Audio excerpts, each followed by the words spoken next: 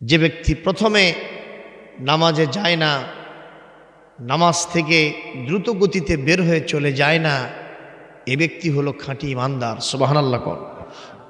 আর যে ব্যক্তি শেষে যায় প্রথমে বের হয়, এই ব্যক্তির লক্ষণ খুবই খারাপ।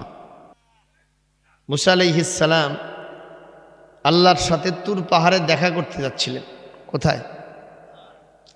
তো রাস্তার ভিতরে মোটামুটি 3 জন লোকের সাথে দেখা হয়েছে। কিতাবে লিখছে কয়টা? 3 জন লোকের সাথে। তো একজন ছিল গরিব মানুষ, আর একজন ছিল ধনী মানুষ, আর একজন ছিল বিকলাঙ্গ, একেবারে পুরোটাই আপাদ মস্তক প্রতিবন্ধী, হাত নাই, পা নাই, চোখ নাই, কান নাই, দাঁত নাই, একেবারে চ্যাপ্টা চেহারা, বাটে কালো। এ মানুষের এই সমাজে দাম আছে নাকি? অধিকাংশের কাছে তার কোনো দাম নেই। কোনো দামি ঘরের মেয়ে চল তার সাথে বিয়ে বসবে? আলকাতরার কাছাকাছি চেহারা হলেও এই স্বামী তার চলবে না। ঠিক নেবে ঠিক কর। এখন ওই গরিব মানুষ বলতেছে, মুসা আল্লাহর কাছে গিয়ে বলবেন আমি নুন আনতে পান্তা ফুরাই, হ্যান্ড টু মাউথ, আফটার নুন কাম মাস্টার। আমার অবস্থা অত্যন্ত খারাপ, তো আমার অবস্থার পরিবর্তন হবে কি দিয়ে? আমি ধনী হব কেমন? একটু আল্লাহ বলে আসেন তো। মুসা বলল ইনশাআল্লাহ। ধনী মানুষ কয় ধনের জ্বালায় অস্থির, এগুলোতে সময় দিতে দিতে নামাজেরই টাইম পাই না। এরকম লোক আছে না নাই? কর। আল্লাহর নবীর কাছেও এসে এক সাহাবী বলছিল যে হুজুর একটু দোয়া করে দেন। সেটা কোন সাহাবী? এই সাহাবী তিনি নামাজে আসেন, শেষে জামাত খালি সালাম হওয়া সারা, উনি মসজিদ থেকে বের হওয়া সারা। এরকম লোক আমাদের দেশে আসে না নাই? মসজিদে ঢুকতে দেরি হয় কিন্তু বের হতে দেরি হয় না। এই লোকের আবার একটা সমস্যা আছে। এই সাইজের লোক যারা, এক লোক মান্যত করছিল যে আমি শয়তানকে একটু ভাত খাওয়াবো। যেরকম কাক ভাত খাওয়াবে? শয়তানকে ভাত খাওয়ানো যাবে? শয়তানক ধরে পারবে কেউ? এক আলেম সাহেবকে জিজ্ঞেস করছে যে আমি শয়তানকে ভাত খাওয়ার জন্য মান্যত করছি, কিভাবে শয়তানক খুঁজে বাবা আপনি নিশানা বলে দেন। কয় মসজিদে জুমার দিনে যাবা, যাই সর্বশেষে ঢুকবে, সর্বপ্রথমে বের হবে, এই লোকের হাতটা খপ করে ধরে নিয়ে এসে বসে থেকে খাওয়াবা, একই খাওয়ালে শয়তানক খাওয়াবে। কথা বুঝছেন? এই লোক এখন বাড়িতে গিয়া সিদ্ধান্ত নেছে যে আমি এই কামই করব। তো এখন জুমার দিনে উনি ঘাপটি মারে এক জায়গায় চুপ করে দাঁড়িয়ে আছে, দেখি কে শেষে যায় আর কে প্রথমে বাড়ায়। নজর করলো যে তার আপন চাচা একেবারে শেষে ঢুকলো। চিন্তা করলো চাচা তো আর শয়তান হবি না, হয়তো অন্য কেউ বের হতে পারে, আজকে বোধহয় আমি শয়তানক পাই না। আল্লাহর কি কাম, সালাম দিতে দেরি আছে আর চাচা বার হতে দেরি নেই, যে খপ করে হাত টানে ধরছে। ভাতিজা খবর কি? কয় চাচা পাইয়ে গেছি। কি পাচ্ছ বাবা? কয় মেহমান পেয়ে গেছি। শয়তান পাশে এটা তোর কবি নেই। বাড়িতে নিয়ে গিয়ে ছাদে বাম্পারে তুলে দিয়েছে, এত খাওয়া খাওয়াছে, কঠিন খাওয়া। এক পর্যায়ে চাচা বলতেছে বাবা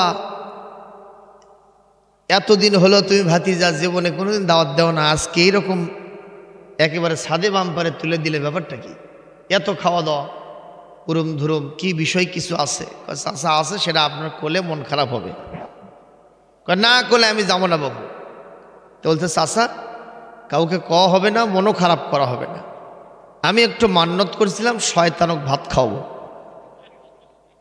এই কথা কও সারা, বমি করাও সারা,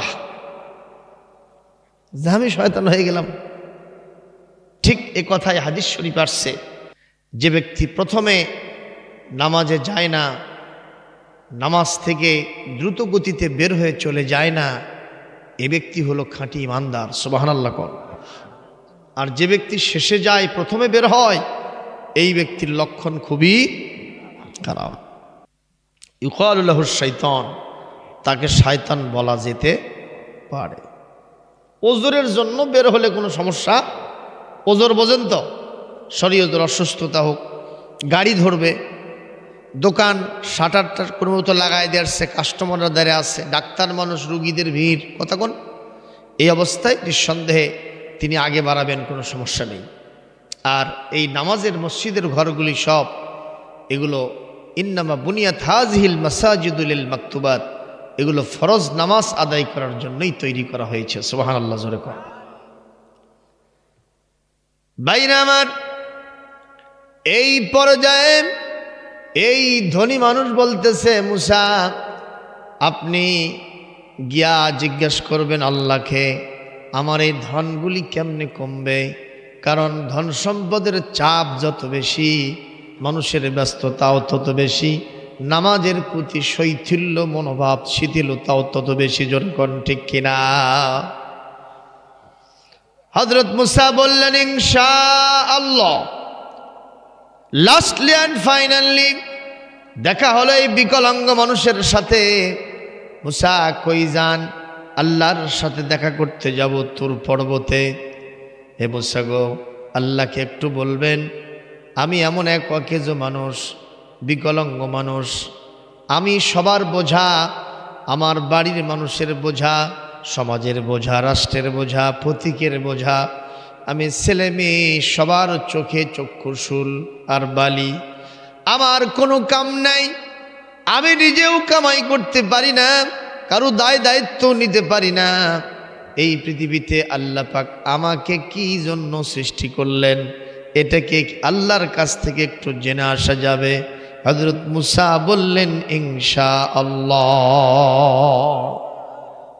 লোক হলো কয়জন? আরো জোরে, জোর হলো না?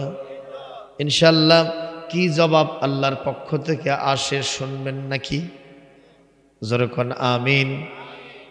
মুসলমান ভাইরা, কেন বলছিলাম এই কথা? আমাদের সংখ্যা কম হোক আর বেশি হোক, উভয় অবস্থায় আমরা শুকরিয়া আদায় করব কার? একটু জোরে সরে বলেন আলহামদুলিল্লাহি রাব্বিল আলামিন। লিল্লাহি তাকবীর। এই কয়জন মানুষ স্লোগান ধরলে নন্দনবাড়ি কাঁপে উঠবে, কথা কয় না? একটু ধরতে পারবেন? পারবেন? এই সতের কানা বগলে থাকতে থাকতে আমাদের মাথার উপরে জগদ্দল পাথর আরো বেশি করে চাপে বসতেছে, কথা কয় না বলে? আরো জোরে কন। সুতরাং সবাই একটু জোরে সরে চাপা খুলে আওয়াজ দেন লিল্লাহি তাকবীর। হাত না তুললে বাবা কোনো সাউন্ড হবে না। তোলেন তো আব্দুল জলিল সাহেব, তোলেন লিল্লাহি তাকবীর। আরো জোরে লিল্লাহি তাকবীর। আল কোরআনের আলো সংসদে জালো, কোরআন সুন্নাহ যেখানে, আলেম ওলামা যেখানে, আল্লাহ রসুল যেখানে, আমার নেতা তোমার নেতা বিশ্বনবী মুস্তাফা, নারে তাকবীর। রাজপথে যখন দেওয়া যায় না, কামরা এটি সারে নিলাম, কারণ আমাদের আওয়াজ কি কেউ বন্ধ করতে পারবে? আমাদের আওয়াজ মানে কার আওয়াজ? জোরে বলেন। আল্লাহ বলছেন কালিমাতুল্লাহি হিয়াল উলিয়া, আমার আওয়াজ সব সময় উপরেই থাকবে। সুবহানাল্লাহ কোন? আর কাফেরদের ওয়াজআলা কালিমাতাল্লাযিনা কাফারুস সুফলা, কাফেরদের কালেমার আওয়াজ হাজার হাজার এক জায়গায় হলে দিলেও ওপর দিকে উঠবে না, সব সময় নিচের দিকে ডাবতে থাকবে, কথা কন?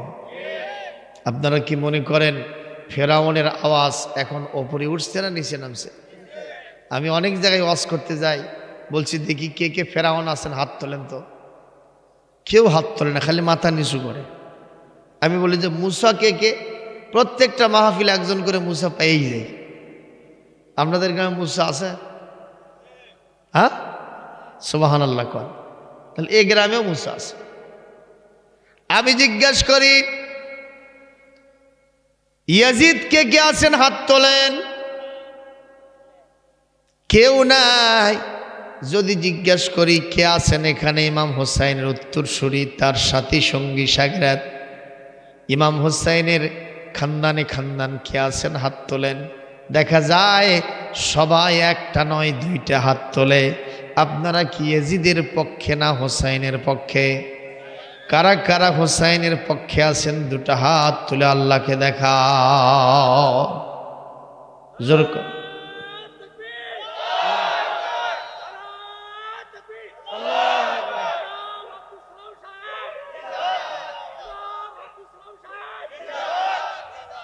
আলহামদুলিল্লাহ জোরে বলেন। ভাইরা আমার, যদি জিজ্ঞেস করি আবু জেহেল কে কে আছেন, তুমি বসেছ, আবু জেহেল কে কে আছেন? কেউ হাত তোলে না। যদি বলি মোহাম্মদ কে কে আছেন, বলেন তো আমরা আমাদের প্রত্যেকের নামের শুরুতে যা লিখি সেটা কি? একটু জোরে কি মারহাবা দিবেন না? তার মানে এমন কিছু মোমেন্ট আসে, আবু জেহেল, ফেরাউন, নমরুদ, তাদের আস্তানা সব জায়গায় লোকেরা গেড়ে তোলে, সব জায়গায় তাদের সাথী সঙ্গীর সংখ্যা বৃদ্ধি পায়। কিন্তু চাকা যখন নিচে চলে যায় ওদের আর কোনো খবর থাকে না। এমনকি ওদের নামে কেউ পরিচিতও হতে চায় না, কারণ ওরা জানে এখন যদি ওদের নামে কোনো পরিচয় দেয় আমাদের খবর আছে, রক্ত মাংস হাড্ডি আকাশে বাতাসে উড়ে যাবে কিনা। কেউ যদি আসে এখানে বলে আমি আবু জেহেলের খালাতো ভাইয়ের, মামাতো ভাইয়ের শালার, বোনতার, চাচার ভাগ্নের মামু, কত দূর গেছে? এই বুড়া চাচা, এদের অন্ধ ভাইটা এই কবি যে বাবা পাশি যখন দুটি হাঁকায় আগে জুতো স্যান্ডেল সব এখানে চলে আসবে, কথা কন না কেন? তাহলে আবু জেহেলের প্রতি ঘৃণা বেড়ে গেছে। আর আমার নবীর প্রতি ভালোবাসা বাড়ছে না কমছে? আবু জেহেলের বাড়িটা এখন বর্তমানে কি 2001টা পায়খানা, জোরে কোন কি খানা? আর আমার নবীর বাড়িটা ইন্টারন্যাশনাল ট্র্যাডিশনাল লাইব্রেরি, আন্তর্জাতিক খ্যাতি সম্পন্ন একটা গ্রন্থাগার, একটা কিতাবখানা। সুবহানাল্লাহ কোন? কিতাবখানা, বইখানা আর পায়খানা দুইখানা কি একই খানা?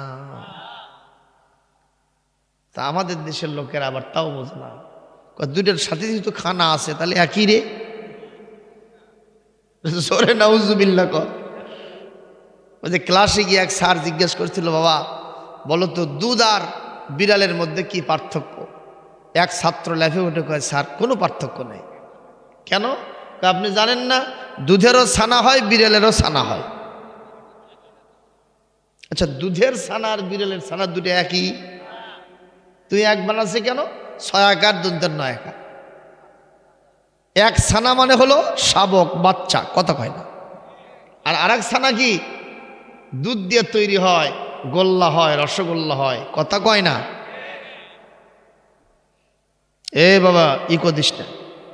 এখন দুধের ছানা দিয়া নিঃসন্দেহে জামাই আদর করা যাবে, কিন্তু বিড়ালের ছানা দিয়া এটা চলবে না। জোরে কোন ঠিক কিনা? আবু জেহেলের বাড়িতে কয়টা পায়খানা? 2000-এর উপরে। এই পায়খানাতে মানুষ কি করতে যায়? আনলোড, ঠিক কিনা? আমার বাংলাদেশের এক মূর্খ হাজি ওখানে ঢুকছে, পেছনে একজন হুজুর সাহেবকে দাঁড়ায় রাখছে, কয় হুজুর আপনি গেলে কিন্তু আমি বাসা চিনতে পারবো না, রোড মনে নাই, আপনি থাকেন। আপনি যেহেতু বললেন এখানে পায়খানা করলেন নবী খুশি হবে, আল্লাহ খুশি হবে, আর আবু জেহেল বেজার হবে, এই জন্যই তো 3.5 লাখ টাকা খরচ করে আসছি হুজুর, একটু কামড়া সারিয়ে আসি। অনেক আশা নিয়ে ঢুকছে, আধা ঘন্টা যায় হাজি বাড়ায় না, 1.5 ঘন্টা যায় হাজি বাড়ায় না, 1 ঘন্টা 1.5 ঘন্টা যখন চলে গেছে, হুজুর সাহেব বলতেছে বোধহয় বাবা উনি শেষ, একটু বাথরুমটা দরজা ভেঙে লাশটা অন্তত বার করি, কারণ 1.5 ঘন্টা কেউ আর যাই হোক পায়খানায় থাকিবে। কেউ থাকবেন? কেউ থাকবেন না? উনি আছে, তাহলে কেসটা কি নর্মাল না অ্যাবনর্মাল, অস্বাভাবিক? কতক্ষণ? এইবার উনি যখন দরজা ভাঙ্গার জন্য উরুম ধুরুম সাউন্ড তৈরি করছে, পাশে একজন নিরাপত্তার পুলিশ ছিল, আমি নিজে দেখে আসছি, ওখানে ওই পায়খানাগুলা পুলিশ পাহারা দেয়। আমি চিন্তা করলাম কেন পুলিশ পাহারা দেয়, বলে এখানে আবু জেহেলের বাড়িতে পায়খানা করার বিরাট লাইন তৈরি হয়, প্রতিযোগিতা তৈরি হয়, এটাকে সামাল দিতে গিয়া পুলিশ পাহারাদার রাখতে হয়। যেরকম মারহাবা। দুনিয়ার কোন পায়খানাত কি পুলিশ পাহারা দেখছিলেন? তো আমি আবার 18 সালে হজ করতে যায় চিন্তা করলাম যে এই পুলিশকে ছবিটা তুলে নেব। কেবলই এই যে নতুন ফোনটা কিনছিলাম, স্মার্টফোন, ওটা কেবলই ভিডিও অন করে তুলতেছি। ওরা আবার বুঝতে পারতেছে বোধহয় আমরা এটি দায়িত্ব অবহেলা করতেছি, এটা এই হুজুর তুলে নেই কারবার দেখাবে। ওরা ভাই হয়ে গেছে, ওদের চিন্তা রাখছে আমাদের দায়িত্বের অবহেলায় হুজুর রেকর্ড করতেছে। আমার কাছে বলতেছে ইয়া ডিলেট ডিলেট ডিলেট, আমাকে বাধ্য করে ডিলেট করে নিল। আমি দেখাতে চাইছিলাম লোকদেরকে, দেখো আবু জেহেলের প্রতি মানুষের ঘৃণা কেমন, এত পায়খানার এখানে মানুষের ভিড় যে সেটা হিমশিম খাচ্ছে, এটাকে কন্ট্রোল করার জন্য পুলিশ পাহারাদার রাখতে হয়েছে। জোরে করে আল্লাহু আকবার। এক পর্যায়ে এই হাজী সাহেব যখন বের হয় না, পুলিশ দৌড়ে এসে বলতেছে তুমি দরজা ভাঙো কেন, একটা লোক পায়খানা করতেছে। বলে স্যার এই ঘটনা এখন 2.25 ঘন্টা হয়। এ কথা বলাও সারা, পুলিশও তখন দরজা ভাঙতে শুরু করছে। ওই লোক কুলাতে না পেরে ওখান থেকে বের হচ্ছে, সিটকেরি খুলে দিয়ে খ্যাক খ্যাক করে হাসে উঠছে। হুজুর বলতেছে তুমি হাজি না পাজি, আগে সেটা কও। আমার পাও বাঁশ হয়ে গেছে, লাগে গেছে, তোমার জন্য দাঁড়িয়ে আছি, এতক্ষণ কেন থাকলে কও সেটা। কয় হুজুর সত্যি করে বলছি, দায়িত্বে কোনো অবহেলা করি নাই। আপনার ফজিলত বয়ান শুনে আমি ঢুকছিলাম, যখন ঢুকছিলাম আমার কোনো পেইন নাই, ব্যথা নাই, বেদনা নাই, হাগার পায়খানা করার। আমি এই 2 ঘন্টা ধরে শুধু কোতাকুতি করতেছি, আবু জেহেলের বাড়িতে পায়খানা করে দাও। জোরে মারহাবা দেন, লিল্লাহে তাকবীর। অকুল জাআল হক ওয়া যাহাকাল বাতিল ইন্নাল বাতিলা কানা যাহুকা। وننزل من القرآن ما هو شفاء ورحمة للمؤمنين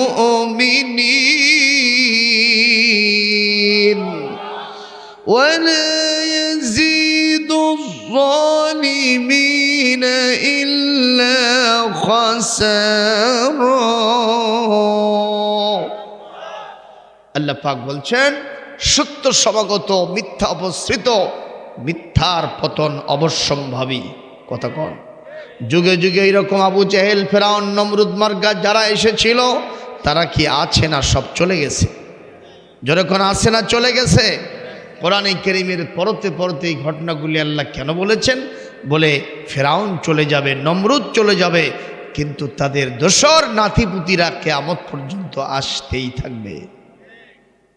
কথা কয় না, আরো জোরে বলেন ঠিক না ঠিক? আল্লাহ পাক যতই আসুক এরা বিজয়ী হতে পারবে না, এরা পরাজয় বরণ করবে। করবে পরাজয় বরণ করবে। আল্লাহ পাক বলেন ইমানদারেরা ওয়ালা তাহিনু ওয়ালা তাহজানু ওয়া আনতুমুল আ'লাউনা ইন কুনতুম মুমিনিন। হে ইমানদারেরা, ভয় পেও না, চিন্তিত হয় না, মন ভাঙা হয় না। তোমরা এই শ্রেষ্ঠত্ব অর্জন করবা যদি তোমরা খাঁটি ইমানদার হতে পারো। তাহলে বিজয় মুসলমানদের হাতেই চলে আসবে। ঘোষণাকার বলবেন, হুজুর একেবারে হাঁটু ছিলে যাচ্ছে, কাল্লা চলে যাচ্ছে, চামড়া উঠে যাচ্ছে, তারপরেও সেটা আর কত দূর বাকি? আপনি এত তাড়াতাড়ি অধৈর্য হয়েছেন কেন? আল্লাহ রসুল সাল্লামের কাছে খাব্বাব, খুবাইব, আম্মার, ইয়াসার, সুমাইয়া, তারপরে সোহাইব রুমি, বেলাল রিদওয়ানুল্লাহি তাআলা আলাইহিম আজমাইন, তারা এসে বলতেছে, ইয়া রাসূলুল্লাহ, মার খেতে খেতে শেষ হয়ে গেলাম, আমাদের কাউকে জ্বলন্ত অঙ্গারের উপরে শুয়ে তাদেরকে গ্রেপ্তার করে নিয়ে আসা হতো। ফায়ুহফারু লাহু ফিল আরদ, তার জন্য জমিনে গর্ত খনন করা হতো, বুক পর্যন্ত তাকে মাটির ভিতরে গেড়ে দেওয়া হতো, কোমর পর্যন্ত গেড়ে দেওয়া হতো। এরপরে তার মাথার ওপরে একটা তরবারি নিয়ে আসা হতো, এই তরবারি মাথার ওপর থেকে এত জোরে আঘাত করা হতো, আস্ত মানুষটা কেটে দ্বিখণ্ডিত হয়ে জমিনে পড়ে যেত। আর ইউমশাতু বিআমশাতিল হাদিদ, লোহার সেরুনি দিয়া গায়ের গোশতগুলি আশ্রে আশ্রে নেমিয়ে ফেলা হতো। এরপরেও তাদেরকে আল্লাহর জমিন থেকে, আল্লাহর দিন থেকে, আল্লাহর প্রতি ঈমান থেকে এক চুল পরিমাণ তাদেরকে ওখান থেকে সরাতে নড়াতে পারে নাই। জোরে কোন আল্লাহু আকবার। মুসলমান কষ্ট পাচ্ছেন? আমি বলছিলাম নন্দনবাড়ি গ্রামে কি সুন্দর একটা নাম। এই গ্রামে আমি কোনোদিন আসি নাই। পার্শ্বে আসছিলাম লুস্কুর, না কয়েক বছর আগে লুস্কুর আসছিলাম। আমি ওই নিশানায় চলে গেছি লুস্কুরে।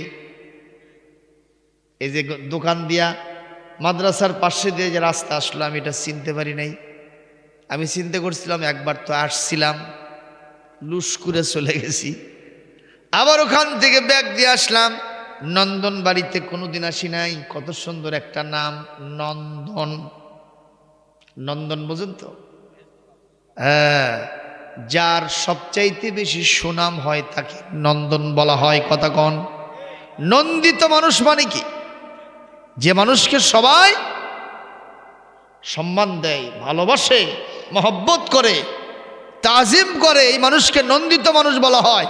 আর এই গ্রামে যারাই বসবাস করে তাদের বাড়িঘরগুলি সব নন্দিত, এখানকার জনগোষ্ঠীগুলি সব নন্দিত, সম্মানিত, মুআজ্জাজ, মুকাররম, আল্লাহর অনারেবল সম্মানিত বান্দা। সুবহানাল্লাহ। সেই গ্রামের মাহফিলের অবস্থা এরকম হবে কেন? What is cause? প্রফেসর সাহেব, ইংরেজির কয়েকজন প্রফেসর এখানে আছে, আলেমের হিসাব নাই। জামিল মাদ্রাসা হলো বাংলাদেশের বলা যেতে পারে কওমি অঙ্গনের শ্রেষ্ঠ বিদ্যাপীঠ, অন্যতম। সেই মাদ্রাসার শিক্ষক এই গ্রামের কৃতি সন্তান, একজন বিখ্যাত বক্তা মাওলানা শামীম ওসমানী। কোথায় বাড়ি? কত দূর? উনি আমাকে সকালে ফোন দিয়েছে, হুজুর সালাম ভাই, আমার গ্রামে যাচ্ছেন, আপনি আমার ঘরের ভেতরে বসে থেকে খাওয়া দাওয়া করবেন।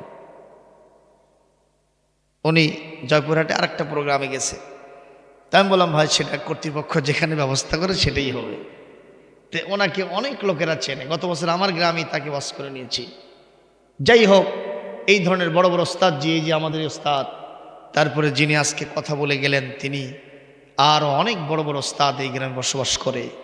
আমি মনে করি গ্রামের আলেমদের সম্মান রক্ষার জন্য এ ধরনের দিনই প্রোগ্রামগুলিতে আপনাদেরকে দলমত নির্বিশেষে পঙ্গপালের মতো ছুটে আসা প্রয়োজন।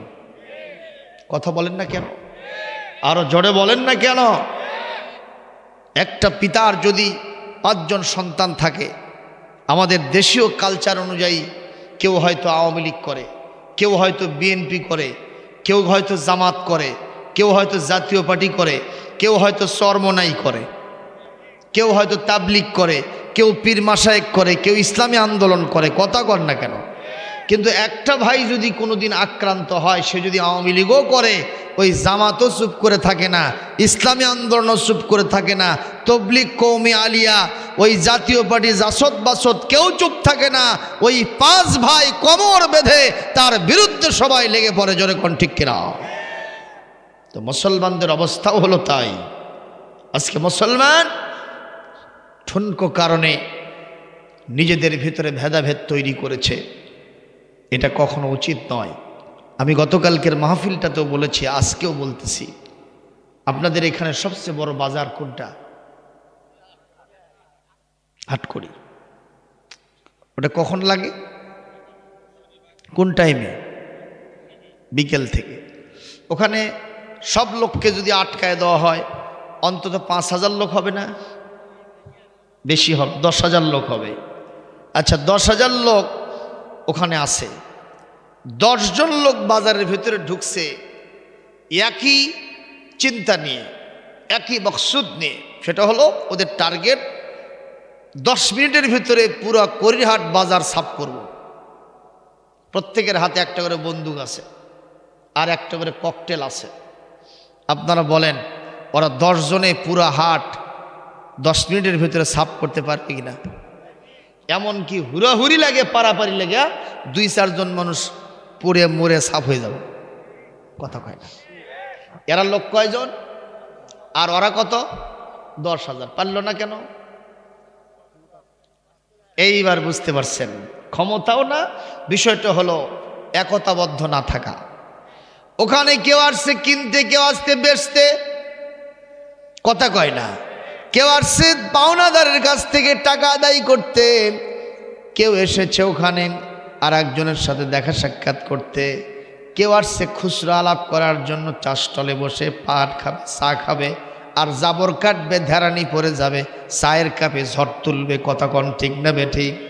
কার উদ্দেশ্যের সাথে কার উদ্দেশ্যের মিল নাই, এই জন্য উদ্দেশ্যের মিল নাই, একতাবদ্ধতা নাই। এই 10,000 লোক মাত্র 10 জনের কাছে ফেল হয়ে গেল। আল্লাহ পাক এই জন্যই বলেন, পৃথিবীতে যতই কাফের বেদিনরা থাক না কেন, যতই ওই সমস্ত ইহুদির বাচ্চারা থাক না কেন, এই পৃথিবীর মুসলমানরা যদি কোরআনের ভিত্তিতে একতাবদ্ধতা থাকতে পারে, একতাবদ্ধ থাকতে পারে, এরা যদি 20 জন হয়, ওই শত শত কচু কাটা হয়ে যাবে। আল্লাহ বলেন, তাহসাবুহুম জামিআন ওয়া কুলুবুহুম শাত্তা। তাদেরকে দেখে মনে হবে তারা একতাবদ্ধ, কিন্তু আল্লাহ নিজেই বলেছেন, না না, তারা একতাবদ্ধ নয়, তাদের অন্তরের মধ্যে বিস্তর ফারাক, পার্থক্য, বিচ্ছেদ আছে। সুতরাং মুসলমান যদি ইমানের বলে বলিয়ান হয়ে ময়দানে স্লোগান তোলে, কাফেররা পালায়া ইন্দুরের গর্তও খুঁজে পাবে না। মুসলমান একমত হতে রাজি আছি? দেখি কারা কারা রাজি আছি। আবার একটা হাত, 2টা হাত আল্লাহকে তুলে দেখান, লিল্লাহে তাকবীর, লিল্লাহে তাকবীর। আল কোরআনের আলো, হাত তামান। আমাদের প্রভু এক, এক নবীর উম্মত, জীবন বিধান এক, ওই শিবানী কোরআন। তবে কেন এখনো হে মুসলমান, এক করিয়া আহ্বান। বাইতুল্লাহ এক, মদিনা শরীফ এক, উহুদ পাহাড় এক, বদরের মাঠ এক। একটা তো জীবনার, একটা তো জীবনার, মরণ যে একটাই, একসাথে মিলে মিশে একটাই প্রাণ। আমাদের প্রভু এক, এক নবীর উম্মত, জীবন বিধান এক, ওই শিবানী কোরআন। তবে কেন এখনো হে মুসলমান, এক করিয়া আহ্বান। জোরে বলে আমিন। ভাইরা আমার, আজকে আমি আপনাদের সামনে আলোচনা করার জন্য কোরআনে কারীমের ৭ নম্বর সূরা ৯ নম্বর পারা সূরাতুল আরাফের 96 আয়াতটা তেলাওয়াত করেছি। আল্লাহ পাক বলেন, 2টা কাজ যদি তোমরা করতে পারো রে জনপদের লোকেরা, দেশের লোকেরা, এলাকার লোকেরা, আমি আল্লাহ ডাইরেক্ট তাকিদ দিয়ে ঘোষণা করলাম, লাফাতাহনা আলাইহিম বারাকাতিম মিনাস সামাই ওয়াল আরদ, আসমান জমিনের সমস্ত বরকত আর রহমতের দরওয়াজা তোমাদের জন্য আমি খুলে দিব। জোরে বলুন, কয়টা কাজ? আরো জোরে, জোরে হলো না? 2টা কাজ করতে হবে। 1 নম্বর কাজ, ওয়ালাউ আন্না আহলাল কুরা আমানু,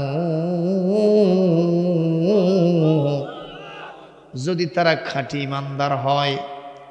আর 2 নম্বর, আত্তাকাও, আমাকে ভয় করার নীতি যদি অবলম্বন করতে পারে, আমি আল্লাহ পাক আসমান জমিনের সমস্ত বরকতের দরওয়াজা তাদের জন্য উন্মুক্ত করে দেব, উন্মোচন করে দেব। আমি সবগুলি সম্পদের দরওয়াজা, বরকতের দরওয়াজা খুলে দিব। প্রিয় উপস্থিতি, একটা কথা খেয়াল করেন, আজ থেকে 50 বছর আগে একটা চাকরিজীবীর যা বেতন ছিল, তার থেকে এখন বেতনের পরিমাণ বাড়ছে না কমছে? কত পার্সেন্ট বাড়ছে? হিসাবই নাই, কথা কয় না। কারণ আগে একজন মাসে 1 টাকা বেতনে 1 মাসে চাকরি করছে। আমার নানা বলছে, আমি 1.5 টাকা বেতনে 1 মাসে চাকরি করছি, কথা কয় না। আর এখন বেতনের পরিমাণ, ওই চাকরিজীবী যদি থাকে ওনার আজকে বেতন মিনিমাম 50,000 টাকা হয়েছে, কথা কয় না। আমি এটা পিচ্ছি মানুষ মনে করেন, সামান্য ভাঙ্গাচুরের লোক, মাদ্রাসায় চাকরি করি। এই যে আপনাদের মাদ্রাসা, এখানে কি মাদ্রাসাটা, ভুস্কুর মাদ্রাসার প্রিন্সিপাল মহোদয়, উনি 55-60 হাজার টাকার মতো বেতন একটা মাসে উত্তোলন করে। যখন আল্লাহু আকবার। তাহলে বেতন বাড়ছে না কমছে? এই বাংলাদেশে একটা নিম্নমানের 4র্থ শ্রেণীর কর্মচারীর বেতন এখন 15,000 টাকা, কথা কয় না? কত হাজার? 15,000 টাকা। এত বেতন বাড়লো, তারপরেও মাস শেষে দোকানের সামনে দিয়ে যেতে শরম পায়। কি জন্য? কত এই বাকি খাসে। তার মানে টাকার পরিমাণ বাড়ছে, নাই বরকত, কথা কয় না? আগে একটা জমিনে ফসল হতো কয়টা, তাও কোনো কোনো জমি পড়ে থাকছে, আউশের আবাদ কিছু কিছু হয়েছে। আর এখন বর্তমানে কি বলে, মডার্ন সায়েন্সের যুগে, প্রযুক্তির যুগে, বর্তমানে একটা জমিনে কয়টা ফসল হয়? মিনিমাম 3টা, কেউ কেউ 4টাও করে। আবার একটা লাগাছে, তার মধ্যে আরেকটা ঢুকে দেয়, কথা কয় না? আছে না নাই? ও মুসলমান, তারপরেও চিন্তা করেন, 1 মণ ধানের দাম এখন বর্তমানে প্রায় 1200 টাকা, 1300 টাকা, কোনো কোনো ধান 1,500 টাকা, কথা কয় না? তারপরে অভাব অভিযোগ আছে না নাই? তারপরেও সুদ খায়, তারপরেও ঘুষ খায়, জম খায়, গু খায়। জোরে কোন ঠিক তবে ঠিক? ভাইরা আমার, কারণটা কি? ফসল বাড়তেছে কিন্তু কি নাই? বরকত নাই। একটু খেয়াল করেন, আগের জামানায় আমি নিজে দেখেছি, আমার নানির ঘরের ভিতরে মাটির চৌকি, মাটি দিয়ে চৌকি বানাইছে। অথচ আমার নানি, তিনি 40 বিঘা সম্পত্তির মালিক, এক নাই মাত্র মেয়ে আমার নানার। তাহলে কি জমি জমা কি কম? কিন্তু তারপরে থাকছে কার উপর? মাটির চৌকি। আমি নিজেও সেখানে মানুষ হয়েছি ছোটবেলা থেকে, কিন্তু তারপরেও শান্তির অভাব ছিল না। আমার নবীজির স্ত্রীগণ বলেছেন, আম্মা জানেরা, আমাদের ঘরের ভিতরে কোনো দৌলত ছিল না। মডার্ন ইকুইপমেন্টস ফর পিচ, শান্তির জন্য আধুনিক উপকরণ বলতে যা বোঝায় কিছুই ছিল না। আম্মা জান আয়েশা বলেছেন, আমার নবীজির একটা জামা সুন্দর করে ভাঁজ করে একটা শোকেজের মধ্যে রাখবো, এরকম জামাও ছিল না। আবার এরকম একটা শোকেজ, একটা বাসনও সুন্দর ছিল না। একটা সুন্দর ফার্নিচার ছিল না, কিন্তু নবীজির স্ত্রীগণ বলেছেন মহব্বত দিয়া নবীজির সাথে আমাদের সম্পর্ক ছিল, আর গোটাটা ঘর রহমত বরকত দিয়ে ভরা ছিল। মারহাবা জোরে কোন। কিন্তু আজকে এত কিছু ঘরের ভিতরে আছে, colour television, deep fridge, internet line, কথা কয় না, খাট পালঙ্ক sofa set, chair table, wardrobe, এরপরে সাজগোজের জন্য ড্রেসিং টেবিল, কথা কয় না, এত কিছু আছে, তারপরেও শান্তি। যে খাটের উপরে শয়ন করে ওই খাটের উপরে বসাও সারা, নেরেহিনী ডুবে যাওয়াও সারা। আর যখন শুয়ে পড়ে ওনাকে আর দেখা যায় না, ডুবে গেছে। এত উপকরণ, কিন্তু শান্তি নামক সুখ পাখিটা লাপাত্তা হইয়া এখান থেকে চলে গেছে, কতক্ষণ ঠিক কিনা? আল্লাহ পাক বলেন কারণ একটাই, তোমরা দুইটা নীতি অবলম্বন করছো না, এই জন্য হাজারো সম্পদের পাহাড় থাকলেও তোমাদের বরকত নাই, রহমত নাই। আর এই রহমত আর বরকত পাওয়ার জন্যে কাজ করতে হবে যেন কয়টা? সর্বপ্রথম ঈমান আনতে হবে কার ওপর? আপনারা বলবেন হুজুর ঈমান তো আমাদের 16 আনা আছে। আল্লাহ বলেন না, ঈমানের ভেতরে তোমাদের এখনো খাদ আছে। কোরআনে কারীম সূরা আল বাকারা 208 নম্বর আয়াত, ইয়া আইয়ুহাল্লাযীনা আমানু দুখুলু ফিস সিলমি কাফা ওয়ালা তাত্তাবিউ খুতুওয়াতিশ শাইতান ইন্নাহু লাকুম আদুউম মুবিন। আল্লাহ পাক বলেন ইমানদারগণ, আমি দেখতে পাচ্ছি তোমরা দুদিল বান্দা, কলমসর, কথা কয় না, না পায় শ্মশান, না পায় গোর, না হিন্দু, না মুসলমান, না পুরুষ, না স্ত্রী। আমাদের দেশে ওকে কি কয়? কেউ কয় ক্রস, জোরে কয় এরা কি হিজরা, হিজরা ট্রান্সজেন্ডার, এদিক করছে, মানে মাঝামাঝি। কোনো জিনিস মাঝামাঝি থাকা ভালো, একটু জোরে কন, মাঝামাঝি থাকা ভালো, মাঝামাঝি থাকা ভালো না। একজন লোক বলছে আমি কিয়ামের পক্ষে, আরেকজন বলতেছে আমি কিয়ামের বিপক্ষে। এই না লিয়ে দুইজন সেই মারামারি শুরু হয়েছে। আরেকজন চিন্তা করলো বাবা পক্ষে গেলেও মার, বিপক্ষে গেলেও মার, তাই আমি মাঝামাঝি আছি। ওই কি করছে জানেন? রুকুর কায়দা ইঙ্গে করা, 2 ঘন্টা মারামারি হসে, ওই 2 ঘন্টা অবস্থায় থাকছে। কসে ভাই বিপদ আমারই বেশি হসে রে, যে কোনো এক পক্ষে গেলে তা হয় খাননি না দেননি, কতক্ষণ ঠিক না বে ঠিক? এই জন্য মাঝামাঝি কোনো সিস্টেম হয় হকের পক্ষে, না হয় বাতিলের পক্ষে। মুসলমান জবাব দেবেন, আমরা কি হকে না হকে না বাতিলে? আমরা কি হকে না বাতিলে? কারা কারা হকের পক্ষে আছেন আবার দুহাত তোলে। আল্লাহ কবুল করুন, জোরে কোন আমিন। হক কি?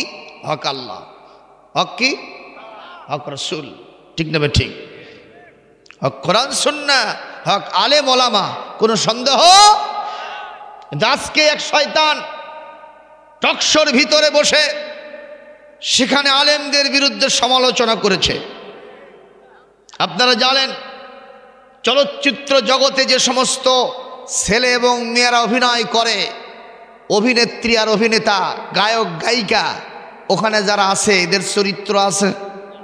আরো জোরে কোন, এদের এক একজনের কয়টা করে স্বামী আর কয়টা করে বউ, ওরা নিজেরাই কর পারবে না। এই যে পরিমণি কতটা যে গ্রহণ করছে আল্লাহ জানে। আরে এবার সংসদ সদস্য হতে পারলো না, এর নাম মুখস্থ করে কি কথা? একটা সাহাবীর নাম বলতে গেলে 2 জগ পানি খাওয়া ছাড়া বুদ্ধি নেই। আর যদি বাংলাদেশের নায়িকা করে নাম বলতে বলা হয়, বাবা মুখস্থ, কথা কয় না চাচা, ঠিক না বে ঠিক? যাই হোক, এদের কি কোনো চরিত্রের খবর আছে? ওরা কি শান্তিতে আছে? আপনি যে ওদের স্বামীকে জিজ্ঞেস করবেন, ওদের স্ত্রীদেরকে জিজ্ঞেস করবেন, আপনার বিবিটা বিশ্ব সুন্দরী, আপনি কি শান্তিতে আছেন? ওই ওমর সানি গতবার বলছিল যে মৌসুমী খুবই সুন্দরী, কিন্তু আমি খুব টেনশনে আছি। কারণ জায়েদ খান আমার সাথে একটা বেয়াদবি করছিল গত বছর। সেই জায়েদ খান চলচ্চিত্র শিল্পী সমিতির সাধারণ সম্পাদক, সেক্রেটারি পদ, বিরাট একটা গণ্ডগোল। সেই জায়েদ খান আজকে যাদের চরিত্রের সম্পর্ক নেই, যারা চরিত্র মাটির সাথে মিশে গেছে, যেই সব লোকের, যারা ডাস্টবিনের নিক্ষিপ্ত একটা কিটের চাইতেও নিকৃষ্ট, জাহান্নামের খড়ি, তারা আজকে সেই জায়েদ খান আলেমদেরকে নিয়ে মন্তব্য করেছে। সে বলেছে এই শালা আলেমেরা ছোট ছোট শিশুদেরকে বলাৎকার করে। কি বুঝাইছে? ওই যে কিছু কিছু হাফিজি মাদ্রাসায় ছোট ছোট ছেলেদের সাথে এগুলো কিছু কিছু খবর পত্রিকায় আসে, যার সাথে সবগুলো সত্যতার মিল, কথা কয় না, মিল নাই। এইটা নিয়ে আজকে সে সমালোচনা করছে, এই আলেমেরা, এই শালারা এই মাথার টুপি দিয়ে এরা এই বলাৎকার করে। আচ্ছা আপনারা বলেন, একটা যদি ইনকেস ঘটনা এরকম ঘটে থাকে, এটার জন্য কি 14 গোষ্ঠী আলেমদের সবাইকে দোষা হবে? এ জোরে কোন হবে? আমরা আজকে কোরআনের মাহফিল থেকে নতুন সরকার যারা আপনারা যেভাবেই হোক আসছেন, আপনাদের কাছে আমাদের দাবি হলো এই শয়তানটাকে গ্রেপ্তার করতে হবে। জোরে বলুন ঠিক কিনা? এই শয়তানটাকে গ্রেপ্তার করে আইনের আওতায় নিয়ে আসতে হবে। সর্বোচ্চ শাস্তির দাবি করছি আমরা, কারণ আলেমদের বিরুদ্ধে কেউ লাগলে তার ছাড় হবে না, হবে না, হবে না। আলেম আছে জন্য এখনো পৃথিবীতে শান্তি আছে। আলেম নাই, তোমার কিচ্ছু নাই। কথা বলতে হবে ঠিক কিনা? এই জন্য আলেমদের সম্মান আমরা দিব ইনশাল্লাহ, জোরে বলেন। আর যারা আলেমদের সমালোচনা করে তাদের সাথে আমরা থাকবো না। কোরআনে আসছে সূরা মুদ্দাসসির, আল্লাহ পাক বলেন 4টে কারণে জান্নাতীরা জাহান্নামীদের জিজ্ঞেস করবে তোমরা জাহান্নামে গেছো কেন? কয় 4টে কারণে আসছি। কয়টা শুনবেন? 1 নম্বর, আমরা এই পৃথিবীতে লাম নাকু মিনাল মুসাল্লিন, আমরা নামাজি ছিলাম না। 2 নম্বর, ওয়ালাম নাকু নুতইমুল মিসকিন, মিসকিনদেরকে আমরা খাবার দিছিলাম না, এই জন্য জাহান্নামে আসছি। আর 3 নম্বর, ওয়াকুন্না নাখুদু মাআল খাইদিন,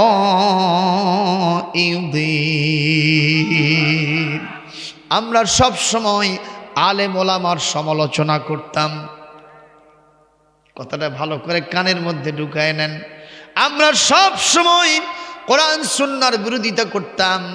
একদল লোক তারা বলতো কোরআনের আইন প্রতিষ্ঠা করতে হবে, ইসলামী রাষ্ট্র প্রতিষ্ঠা করতে হবে। আমরা 4 কাপে ঝড় তুলেছিলাম, খোসাড্ডায় বসেছিলাম, আমরা ওখানে গোয়েন্দারি করেছিলাম আর বলেছিলাম এই টুঙ্কু মুলিবেরা কাম পায় না, কোরআনের শাসন প্রতিষ্ঠা করবে। এটা 1500 বছর আগে চলছে, এখন 21 শতাব্দীতে বাংলার জমিনে চলতে পারে না। এইভাবে সমালোচনা করতাম, আলেমদের বিরুদ্ধে বিষোদ্গার করতাম, আল্লাহ রসুলের বিরুদ্ধে বিষোদ্গার করতাম। এই কারণে আজকে আমরা জাহান্নামে আসছি। মুসলমান জবাব দেন, আলেমদের ভালোবাসবো না ঘৃণা করব?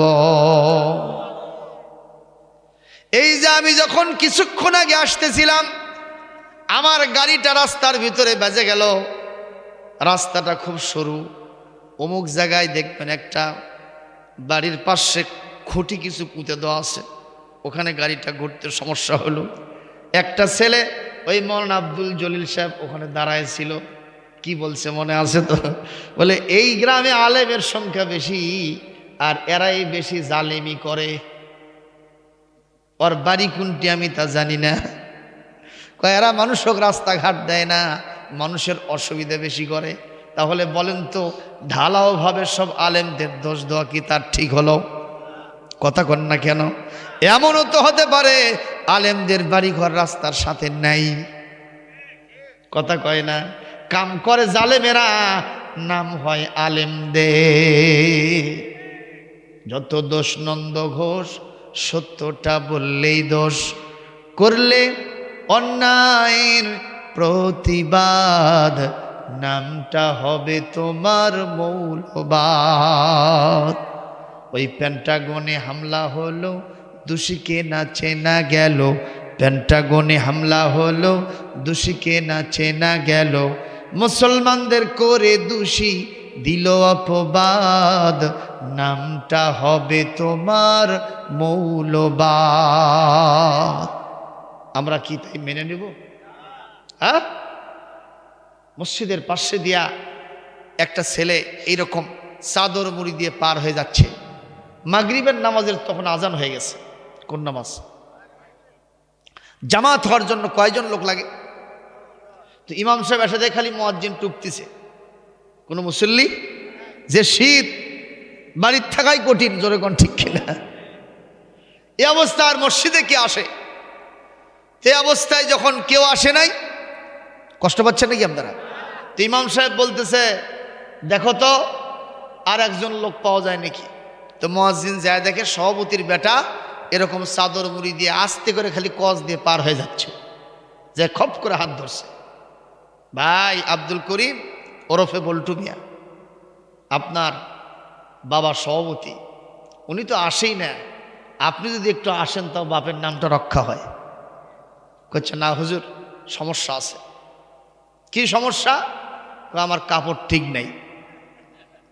তার মানে পেশাব করে পানি লাইনি, পেশাবের ফোঁটা বড়িছে। এরকম সোনার ছেলে আছে না নাই? দাঁড়িয়ে থেকে পেশাব করে। ওটা পেশাব করে না, আমার কাছে মনে হয় ওর ইরির জমিতে ওষুধ ছিটাচ্ছে। কথা কোন ঠিক না বে ঠিক? বাংলাদেশ এমন একটা হাই সোসাইটির মধ্যে এখন অবস্থান করছে। আমরা যখন ঢাকাতে যাই, বিভিন্ন হোটেল মটেল স্টপেজ দেয় গাড়িগুলি, একজন আলেম বসে থেকে প্রসাব করবে সেই সুযোগ কম। আপনারা সাক্ষী দিচ্ছেন না কেন? দাঁড়িয়ে থেকে প্রসাবের সিস্টেমই বেশি। প্রমাণ হয়েছে ইসলামের রাষ্ট্র, কোরআনের সংবিধান ছাড়া ইসলাম পালন করা কখনো সম্ভব হবে না। ঠিক তবে ঠিক ভাইরা আমার, এইবার মুয়াজ্জিন সাহেব বলতেছে, বল্টু ভাই আপনার কাপড় নষ্ট হয়েছে, তাতে সমস্যা কি? জন্নে গালেব, আপনার খুব বড় ধারণা যেখানে এই জায়গায় আমার প্রসাবের ফোঁটা লাগছে, ওটা একটু ধুয়ে নিয়ে চিপে নেন, এই কাপড় দিয়ে আপনার নামাজ হবে। মারহাবা কোন? কয় হুজুর আরো সমস্যা আছে। কি কয়? গায়ে ঠিক নেই। তার মানে গাও তো ভরছে, গাও ঠিক হবে। ওই জায়গাতে আস্তে করে খলখলা করে ধুয়ে নেন, মুছে নেন, নামাজ হবে, কোনো সমস্যা। ভাই হুজুর আরো সমস্যা কি? কয় মনই ঠিক নেই। কি তেলতেলা গোয়েন্দার চিন্তা করেন, মন ঠিক নাই। হুজুর তখন বলল, মন ঠিক করার জন্য নামাজ হলো যথেষ্ট। কথা কোন ঠিক না বে ঠিক? বলে হুজুর কোথায় আছে? কোরআনে কারীম সূরাতুল আ'লা 30 পারার শেষের দিকে, কদ আফলাহা মান তাযাক্কা ওয়া যাকারা ইসমা রাব্বিহি ফাসাল্লা ওয়া যাকারা ইসমা রাব্বিহি ফাসাল্লা।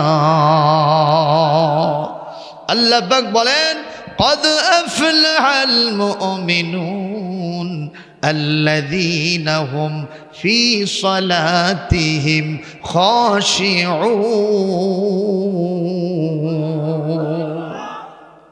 তাহলে মন ঠিক করার জন্য কি পড়া লাগবে? আর ওরা কয় আগে মন ঠিক হোক তারপরে জামরে। কি শয়তান আপনি চিন্তা করেন, এরকম আছে না নাই? আর এখন মসজিদ ঘরগুলোর অবস্থা, এক মসজিদের কথা শুনলাম, মসজিদ তৈরি হয়েছে, এখনো দরজা জানলা ঠিক মতো লাগায়নি, বুঝছে? এক আরিয়া গরু দড়ি ছিঁড়ে মসজিদের মধ্যে ঢুকছে। ইমাম সাহেব আসে, মুয়াজ্জিন এসে গরুর দড়ি ধরে তারে আছে যে এই লোকালে এই গরুর শুদ্ধ অক্ষরদ্দ মাস।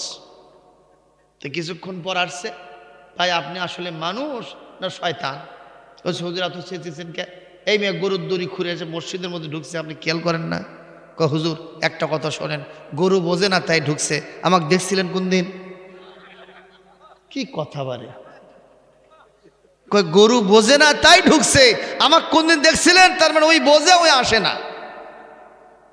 কি শয়তান চিন্তা করেন। আল্লাহ পাক বলছেন নামাজ পড়ো, তারপরে মন ঠিক হবে, ঠিক কিনা? ও মুসলমান, এই কথা বলা ও সারা ওই বল্টু মিয়া বলতেছে, হুজুর আসল সমস্যা তো এখনো কইনি। ইতিমধ্যে কয়টা গেছে? 3টে গেল। সে বলতেছে আমার আসল সমস্যা এখনো বলিনি। কয় ভাই সেটা কি? কয় হুজুরই ঠিক নাই। তাহলে সর্বশেষে আছে দোষটা হলো কার? সর্বশেষ হুজুরের দোষ হলো। আপনি চিন্তা করেন হুজুর কি আসলে এত দোষী?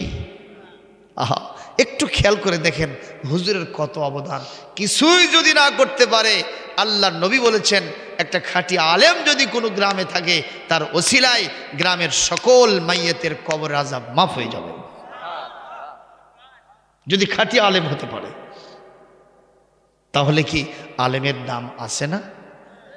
আপনার ধন্য গণ্যমান্য বরেণ্য আপনাদের গ্রামে আলেম দিয়ে ভরা। আল্লাহ আলেমের প্রশংসা এই কোরআনের পরতে পরতে করেছেন। সুবহানাল্লাহ। কর আল্লাহ রাব্বুল আলামিন বলেন, ইয়ারফাইল্লাহুল্লাযীনা আমানু মিনকুম ওয়াল্লাযীনা উতুল ইলমা দারাজাত। এই পৃথিবীতে 2 শ্রেণীর মানুষের মর্যাদা আকাশ পর্যন্ত আমি আল্লাহ বাড়ায় দিয়েছি।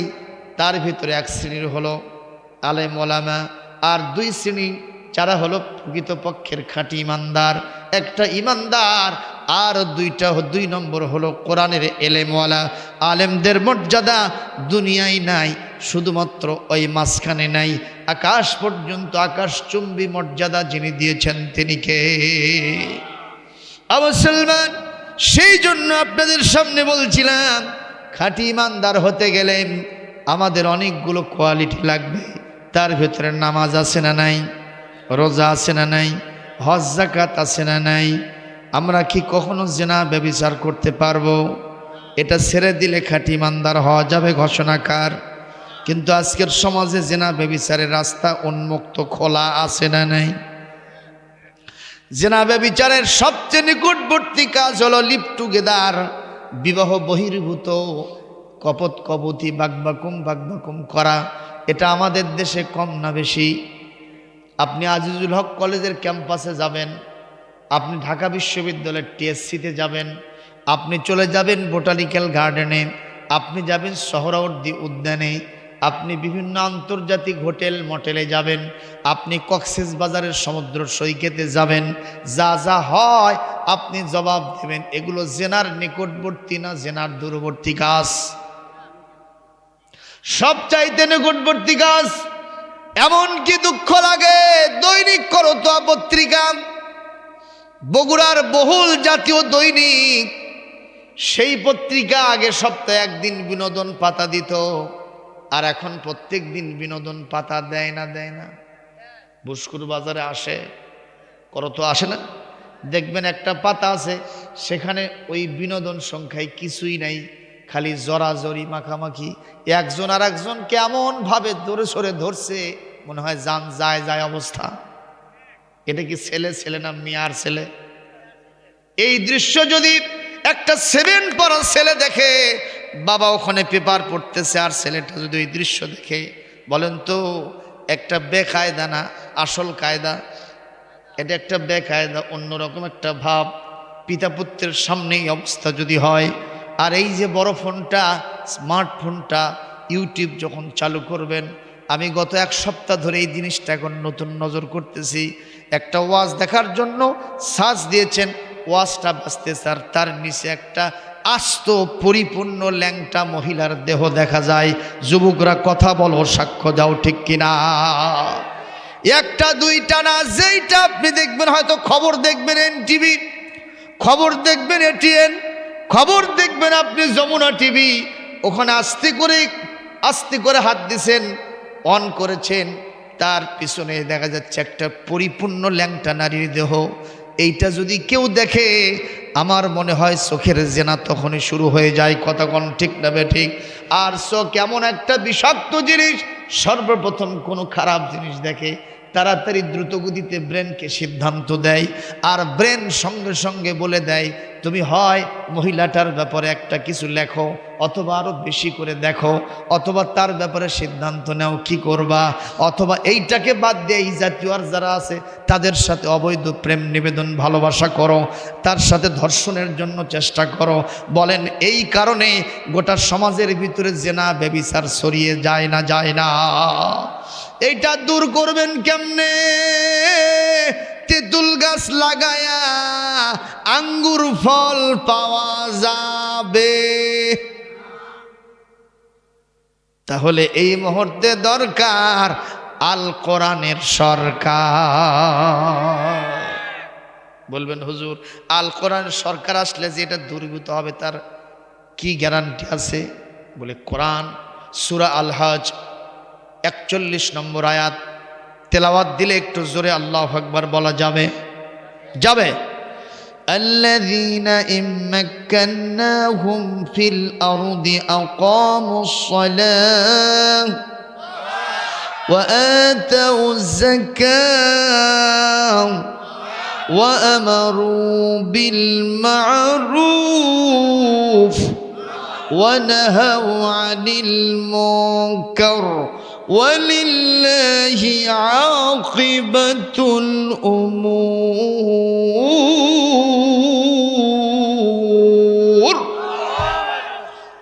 আল্লাহ পাক বলেন কোরআন ওয়ালারা যদি কোনোদিন ক্ষমতায় যায় 4 দফা কাজ করবে। 1 নম্বর ইনগ্রাল সেশন, ফার্স্ট সিটিং যেটা হবে, প্রথম যে অধিবেশন হবে, উদ্বোধনী অধিবেশনে নামাজের বিল পাশ করবে, নামাজ কায়েম হয়ে যাবে। সুবহানাল্লাহ। 2 নম্বর যাকাত ভিত্তিক অর্থ ব্যবস্থা কায়েম হয়ে যাবে। আজকে আমাদের দেশের অর্থ ব্যবস্থা হলো সুদ ভিত্তিক। এইটার কারণে ইসলামী ব্যাংকিং সিস্টেম আজকে বাংলাদেশ থেকে পরে উঠে যাওয়ার পথে। ইসলামী ব্যাংকে কি আপনারা কিছুদিনের ভিতরে কেউ গেছেন? যাই দেখবেন ইসলামী ব্যাংকের অবস্থাটা বর্তমানে কি শুনশান। ব্যাংক এখন দেউলিয়া হওয়ার পথে, বন্ধ হয়ে যাবে ভাব। কথা কন না কেন? এরপরে এই সুদ ভিত্তিক ব্যাংক ব্যবস্থাকে উঠায় দিয়া যদি যাকাত ভিত্তিক অর্থ ব্যবস্থা আমরা কায়েম করতে পারতাম, 1টা বছরের ভিতরে দারিদ্র বিমোচন করার পরে হাজার হাজার কোটি টাকা এই দেশের ব্যাংকে উদ্বৃত্ত থাকবে। আমরা ওইসব পচা পচা দেশগুলোকে এখান থেকে ঋণ দিতে পারবো। সুবহানাল্লাহ জোরে কর। কিন্তু সে অর্থ ব্যবস্থা এখন নাই। এটা কোরআনের সরকার আসলে হবে। আর 3 নম্বর ভালো কাজের আদেশ জারি হয়ে যাবে। নন্দনবাড়ির যুব সম্প্রদায়কে বলা হবে তোমাদের নন্দনবাড়ির মাহফিলটা এবার হচ্ছে না কেন? এই যুবকরা বলবে ইউনো মহোদয়, ডিসি মহোদয়, এসপি মহোদয়, ও উপজেলা চেয়ারম্যান, এমপি মহোদয়, হচ্ছে না এই কারণেই এবার আমাদের ফসলাদি তেমন হয় নাই, চাকরিজীবী ছেলেরা কেউ গ্রামে আসে নাই, হাতের অবস্থা খুব একটা ভালো না, ব্যবসা বাণিজ্য খারাপ, এজন্য টাকা পয়সার অভাব, আমরা আজকে মাহফিল এবার দিতে পারছি না।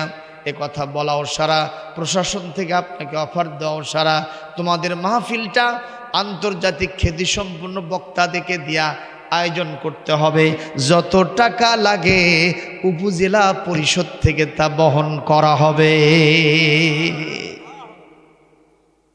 ভালো কাজের আদেশ জারি হয়ে যাবে। সুবহানাল্লাহ। আর এখন ভালো কাজের আদেশ দাঁড়িয়ে হওয়া তো দূরের কথা, মাহফিল করছেন অনুমতি নিতে গেলে কয় হবি না, কথা কয় না। 1 নম্বর বক্তা দেখে তারপরে অতিথি কাক করছো, এরকম ব্যাপার সবার আছে না নাই? অতিথি নিয়ে গন্ডগোল, কিলি চুলিতে মাহফিল পণ্ড, কথা কয় না। আলেমের হলো দণ্ড। ঠিক বাইরে আমার এইরকম ভালো কাজের সমস্ত সমাহার চালু হয়ে যাবে। সুবহানাল্লাহ। আর সর্বশেষ নাহাউ আনিল মুনকার, যাত্রা পালা হবে না, কনসার্ট হবে না, নাচানাচির মঞ্চ হবে না, কোনো প্রকারের ওই মমতাজ ম্যাডাম মাহি ডলি সায়ন্তনী এসে বলতে পারবে না আমার মাটির গাছে লাউ ধরেছে, লাউটা বড় সোহাগী সোহাগী সোহাগী, আমার লাইয়ের পিছে লাগছে বৈরাগী। একটু জোরে নাউজুবিল্লাহ কর। এইসব গান বাজনা আছে না নাই? এগুলো সব ঝাঁটা মেরে বিদায় করে দিয়াম কোরআনের ইসলামের গান ব্যবস্থা, ইসলামী সঙ্গীতের চর্চা চালু হয়ে যেত। সুবহানাল্লাহ জোরে গান। যদি কেউ যাত্রার অনুমতি নিতে যাইতো, অনুমতি চাইতে দেরি আছে, অ্যারেস্ট করতে দেরি নাই, রিমান্ডে নিতে দেরি নাই, জেলখানায় ঢুকাতে দেরি নাই। এইটা যখন সংবাদ প্রচার হয়ে যেত, কারো বাপের বেটার স্বপ্ন হতো না আর কোনোদিন যাত্রা করব। কতক্ষণ ঠিক কিনা? আল্লাহ পাক বলেন এই কাজগুলো হবে যদি কোরআনের সরকার কোনোদিন প্রতিষ্ঠিত হয়। জোরে বলেন ইনশাআল্লাহ। চান না? চান না এ ভাই? চান না? কোরআন কি খালি আমার? কোরআন তো আপনাদের সবার। এত সুন্দর লাগে যে কেতাব পড়লে, যে কেতাবের আলোচনা শুনলে, সেই কেতাবের আইন দিয়ে সমাজটা চললে কত ভালো লাগতো। একটু মনটা কি চায় না? এরকম চায় না? এশিয়ার মিষ্টি কত স্বাদ, এটা আমি যত বলে না আপনাকে বুঝাতে পারবো, এই একটা যদি কোনো ক্রমে মুখের ভেতর ঢুকাতে পারি তার থেকে আরো বেশি বুঝাতে পারবো। তো আজকে আমি বাংলাদেশের সরকার বাহাদুরকে বলবো, সংসদে গেছেন ভালো কথা, শপথ হয়েছে ভালো কথা, আপনারা চালান, আমাদের কোনো অবজেকশন নাই। আমাদের একটাই দাবি, কোরআনের দু একটা বিধান অন্তত চালু করেন, মানুষ কোরআনের সুবাতাসে সুবাসিত হোক, এটাই আমরা চাই। এই দাবি কি আমাদের খুব বেশি বাড়াবাড়ি হয়ে গেল?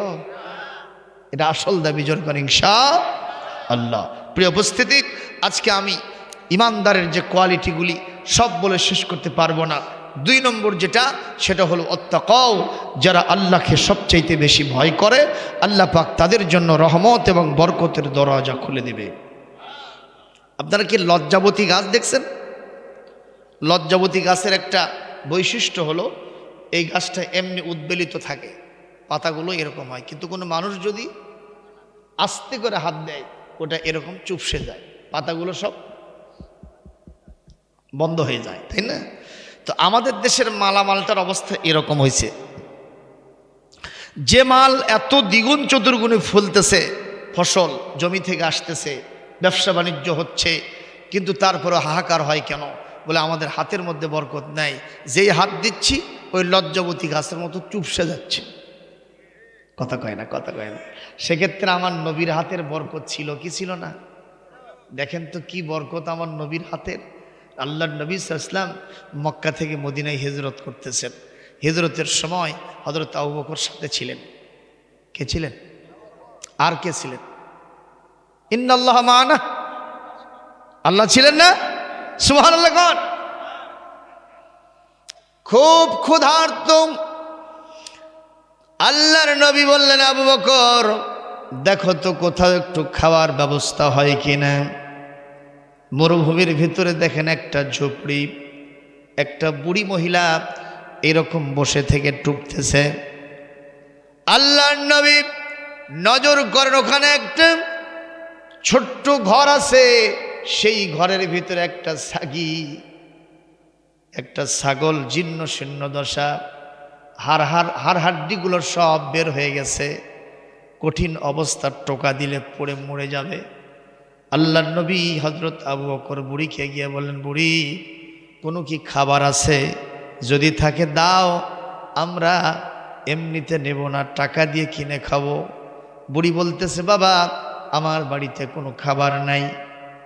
আল্লাহর নবী বললেন, ও বুড়ি, তোমার ঘরের ভিতরে দেখা যায় একটা প্রাণী, ছাগি দেখা যায়, ছাগল দেখা যায়, ওই ছাগিকে কি একটু দেয়া যায়? আমি ছাগি থেকে একটু দুধ দহন করে আমিও খাবো, তোমাকেও দেব। আর যেটা আমি খাবো এমনি খাবো না, এর মাইনা, এর যা উজরত হয়, এর যা মূল্য সামান হয় সেটা তোমাকে দিয়ে দিব। এ কথা বলাও সারা, বুড়ি চেঁচিয়ে মেচিয়ে ওটাও সারা। বুড়ি বলতেছে, বাবা তোমার মাথার তার ছিঁড়ে গেছে নাকি? আমার বাড়ির মালিক, আমার স্বামী অন্য অন্য শাক সাগিদেরকে ভেড়ার পাল নিয়ে চলে গেছে ময়দানে পাথর চাটানোর জন্য, ঘাস খাওয়ানোর জন্য। আর এটা হলো জীর্ণ শীর্ণ, খুবই দুর্বলা, হাঁটতে পারে না, চলতে পারে না, মৃত্যুর জন্য সে প্রহর গুনতেছে। আমার স্বামী সেই জন্য তাকে নিয়ে যায় না, ওখানে পড়ে আছে। ওর কোনো দুধও বের হবে না, ওর ওলানে কোনো দুধ আসবে না, হাজার দিন চেষ্টা করলেও তুমি পারবে না। আল্লাহর নবী বললেন, ও বুড়ি, যদি তোমার পারমিশন থাকে, অনুমতি থাকে, আমি একটু চেষ্টা করে দেখতে পারি। আল্লাহর নবী আস্তে করে ওলানে হাত দিয়েছেন। ইতিহাস সাক্ষী, সিরাতের সমস্ত প্রামাণ্য কিতাবের ভিতরে এটা এসেছে। ওই মহিলার নাম ছিল উম্মে মা'বাদ। জোরে কোন আল্লাহু আকবার। এই উম্মে মা'বাদ তাকায় দেখে আল্লাহর নবী যখন আস্তে করে ওলানে হাত দিছে, ওলানে হাত দেওয়া সারা, পুরোটা ওলান দুধে পরিপূর্ণ হওয়া সারা। এই জীর্ণ শীর্ণ দশা সাগিটা এখন সবল হয়ে গেছে। জোরে কোন আল্লাহু আকবার। একবার যে আল্লাহর নবী হযরত আবু বকরকে বলেন, আবু বকর, বুড়ির থেকে একটা ভাণ্ড চেয়ে নাও। একটা ভাণ্ড বালতি নিয়ে আসা হলো। নিচে ধরেছেন, নবীজি আস্তে করে চাপ দিয়েছেন, খালি ঝর্ণার মতো দুধ পড়ে সঙ্গে সঙ্গে ভাণ্ডটা ভরে গেছে। বুড়ির হাতে দিয়ে বলতেছে, বুড়ি আরেকটা ভাণ্ড দাও।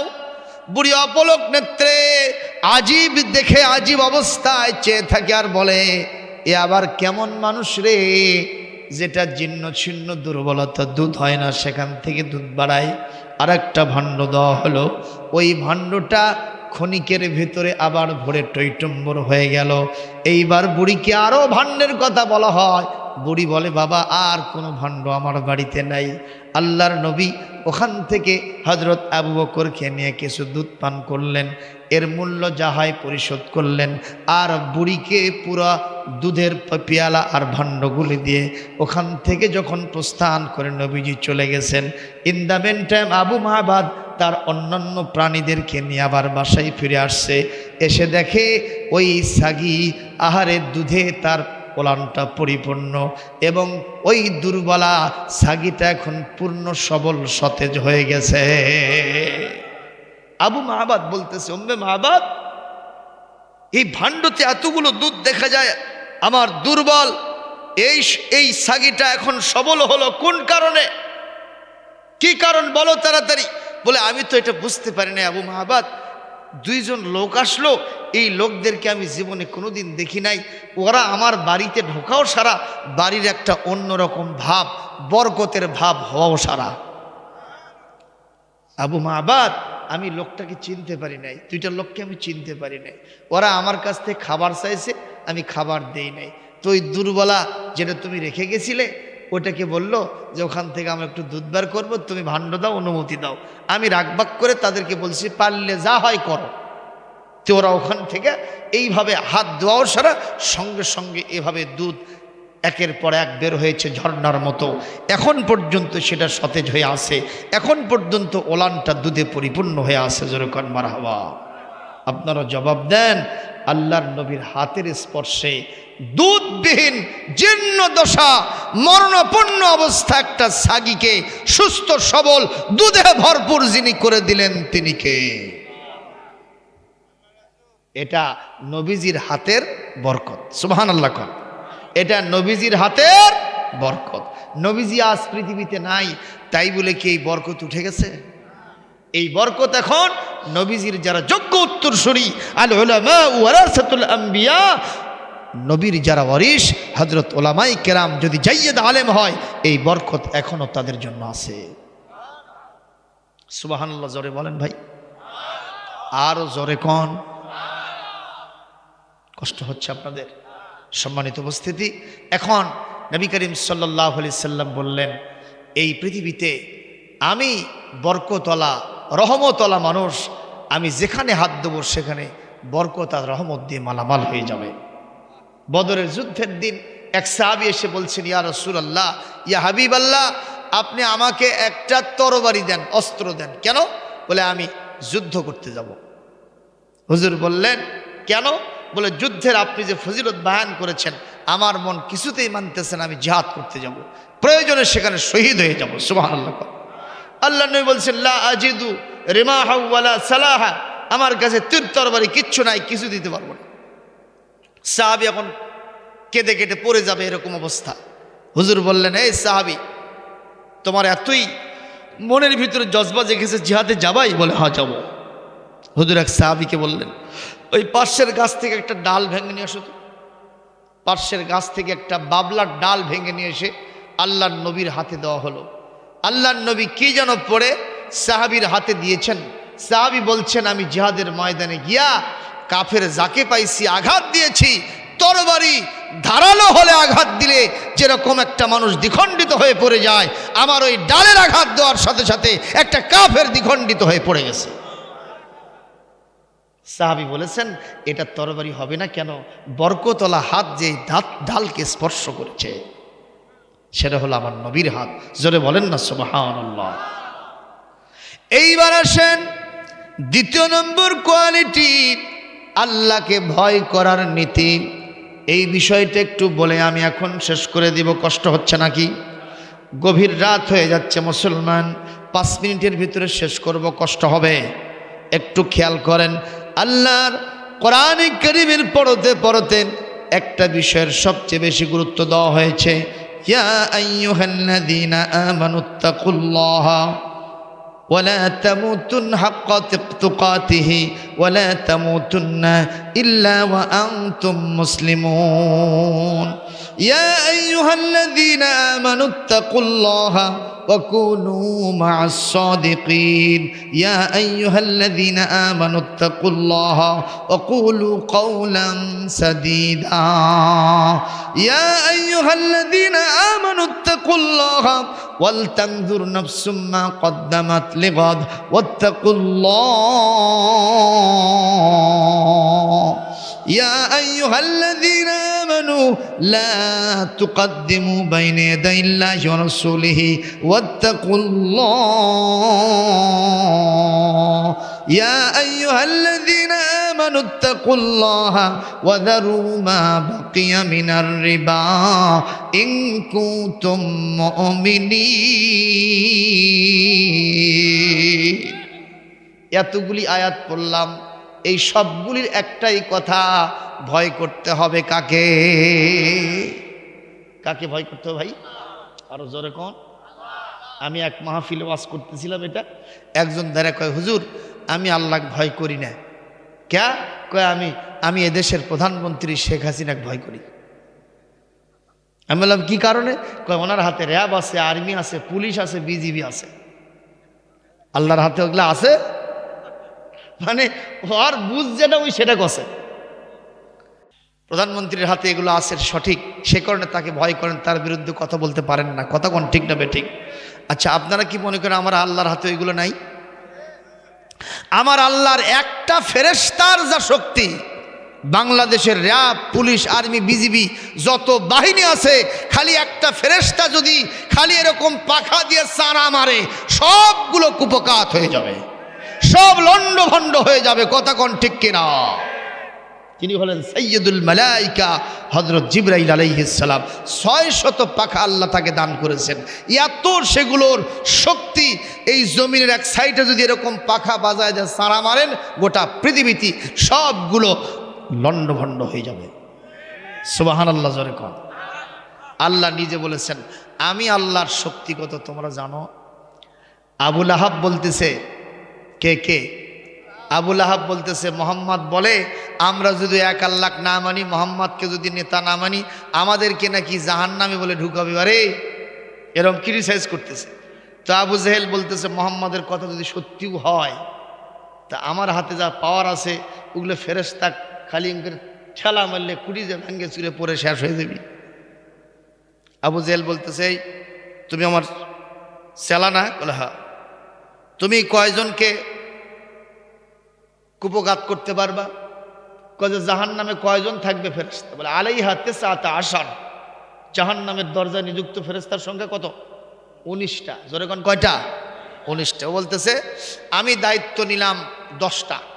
এই করছে, আমি 10টার দায়িত্ব নিলাম। তুমি কয়টা নিলে? আমি তাহলে বাকি থাকে 9টা।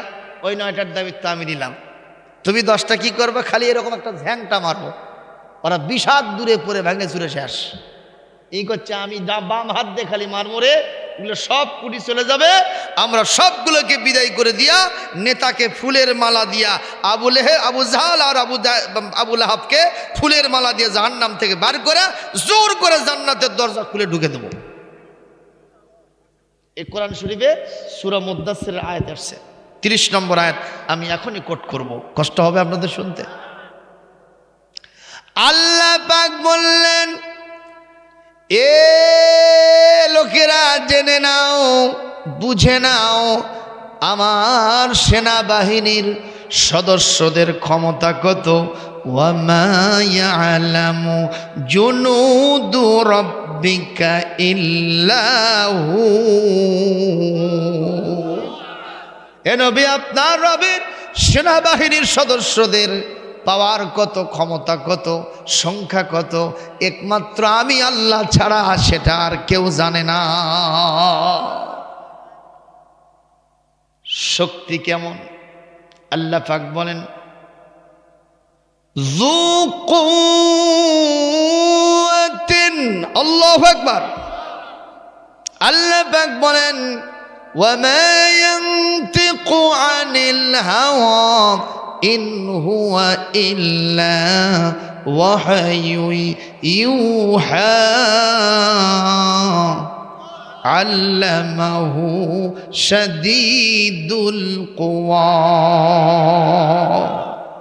আল্লাহ পাক বলছেন, আমার ফেরেশতাদের শক্তি কত এটা তোমরা জানবে না। শাদীদুল কুওয়া, অনেক বেশি কঠিন শক্তির অধিকারী আমার ফেরেশতা।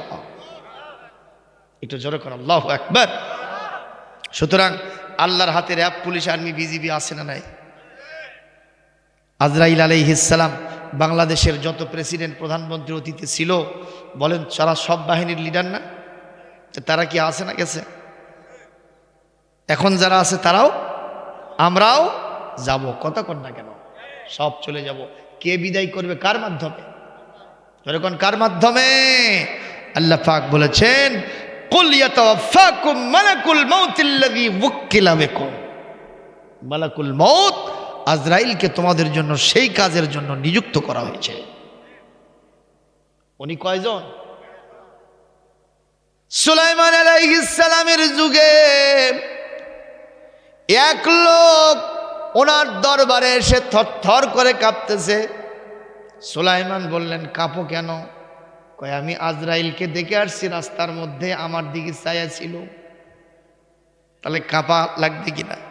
ভয় আছে না নাই? এইবার উনি বলছেন, তোমার দাবি কি বলো? বলে, আমার শঙ্কা হচ্ছে উনি যেভাবে চেয়ে আছেন আমাকে মনে হয় ধরে ফেলবেন। আপনি আমাকে এখান থেকে দূর দেশে সিন্ধু প্রদেশে রেখে আসেন, যেন ওখানে আজরাইল যেতে না পারে। সঙ্গে সঙ্গে সুলাইমান আলাইহিস সালাম তার তখতে তাউসকে বললেন, তার সিংহাসনকে বললেন, বাতাসকে বললেন, এ বাতাস, দেরি করো না, তাড়াতাড়ি করে এই লোকটাকে দ্রুত গতিতে, কারেন্টের গতিতে সিন্ধু প্রদেশে রেখে আসো। ওখানে গিয়ে তাকে রেখে আসছে। ইন দ্য মেন টাইম আজরাইল আলাইহিস সালাম হযরত সুলাইমানের দরবারে আসছেন। সুলাইমান আলাইহিস সালাম বললেন, এ আজরাইল, ইদানিং তোমার খুব পাওয়ার বেড়ে গেছে, তাই না? বলে, সেটা আবার কি? বলে, তুমি আমার উম্মতের সাথে খুব খারাপ ব্যবহার করতেছো। আমার এক উম্মত এসে কাঁপাকাঁপি করে, তুমি নাকি তার দিকে আর চোখে তাকাইছিলা, কড়া চোখে তাকাইছিলা, তোমাকে দেখে সে ভয় পেয়ে গেছে। বলে, আল্লাহর পয়গম্বর সুলাইমান, খবরদার কোনো কিছু খারাপ বুঝবেন না, ভুল বুঝবেন না। আমি তার দিকে কখনো খারাপ দৃষ্টিতে তাকাই নাই। বলে, কিভাবে তাকাইছিলা? বলে, আমি যখন তার সামনাসামনি হই, আল্লাহর পক্ষ থেকে আমার প্রতি ওহী হলো, এ আজরাইল, এই লোকটার জান কবজ করতে হবে সিন্ধু প্রদেশ, ভারতে। আমি তখন চিন্তা করলাম, লোকটা তো এখন এখানে আমার সামনে, আমি ভারতবর্ষে সিন্ধু প্রদেশে যাব, এই লোকটা ওখানে কেমনে যাবে, এই চিন্তা করতেছিলাম। আর লোকটার দিকে আমি চেয়েছিলাম। বলে, ঠিকই তাই, ওই লোকটাকে আমি ভারতবর্ষে রেখে আসছি, ওই বাতাসের গতিতে সেখানে চলে গেছে সে। এই কথা বলাও সারা আজরাইল আলাইহিস সালাম বললেন, আল্লাহর ওয়াদা, আল্লাহর কথা কখনো মিথ্যা হয় না। আমিও সঙ্গে সঙ্গে সিন্ধু প্রদেশে আমার শক্তি বলয়ে চলে গেছি, যাওয়াও সারা জান কবজ করে তারপরে দরবারে আসছি। একটু জোরে কোন আল্লাহু আকবার। আইনামা তাকুনু ইউদরিকুমুল মাউত ওয়ালাউ কুনতুম ফি বুরুজিম মুশাইয়্যিদা ওয়া মা তাদরি নাফসুম বিআই আরদিন তামুত। আমি আপনি কোথায় মারা যাব কেউ জানি না, জানেন কে? তাহলে আপনারা আমাকে বলেন, মহান আল্লাহর পাওয়ার কি কম না বেশি হয়? আজকে রাত্রিতে কার কত পাওয়ার আছে আপনারা বলবেন যে হুজুর আজকে রাত্রিতে আজরাইলের সাথে সংঘর্ষ করে হলো আজ রাত্রিতে আমি বাঁচে থাকবই। কে পারবেন হাত তোলেন দেখি। এরই ক্ষমতা আমাদের প্রধানমন্ত্রী পারবে, প্রেসিডেন্ট সাহেব পারবে, র্যাবের প্রধান, আর্মির প্রধান, পুলিশের প্রধান পারবে, ডিবি হারুন পারবে বোধহয়, যখন পারবে কেউ পারবে না। তাহলে সবচেয়ে ক্ষমতাবান যিনি তাকেই ভয় করতে হবে ইনশাআল্লাহ। কম ভয়ের রূপটা কেমন একটু দেখে শেষ করছি। গভীর রজনীতে হযরত ওমর রাস্তায় হাঁটতেছেন, দেখেন শোনেন পাশের একটা কুড়ে ঘর থেকে একটা বৃদ্ধা কণ্ঠ আর একটা কচি কণ্ঠে দুইটা মহিলার কণ্ঠ আসতেছে তার কানে। রাত শোবে সাদেক হবে এখন এই টাইমে। মা তার মেয়েকে ডেকে তুলতেছে, মা তাড়াতাড়ি ওঠো। মেয়েটা ঘুম থেকে ওঠে না, মা ছাড়ে না, জোর করে উঠাইছে। মা ডাকো কেন?